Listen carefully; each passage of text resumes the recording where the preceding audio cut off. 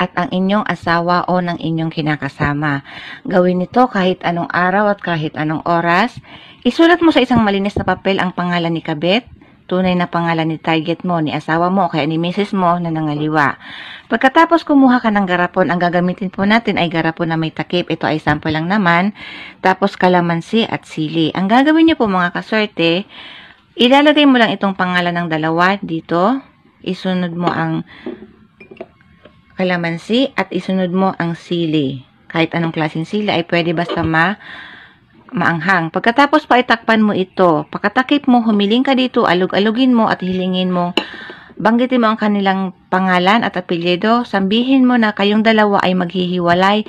Mula ngayon kayong dalawa ay laging magbabangayan, laging mainitin ang ulo nyo, lagi kayong galit sa isa't isa hanggang sa magkahiwalay kayo at si mister mo ay babalik sa inyo. Pagkatapos, paghiwalayin si Kabit at ang inyong asawa o ng inyong kinakasama.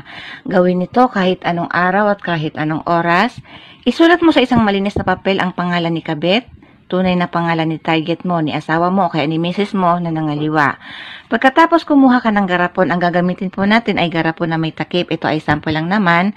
Tapos kalamansi at sili. Ang gagawin niyo po mga kaswerte, ilalagay mo lang itong pangalan ng dalawa dito.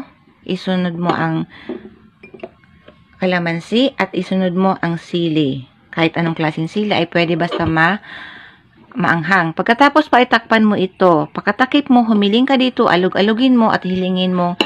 Banggitin mo ang kanilang pangalan at apelyido. Sambihin mo na kayong dalawa ay maghihiwalay.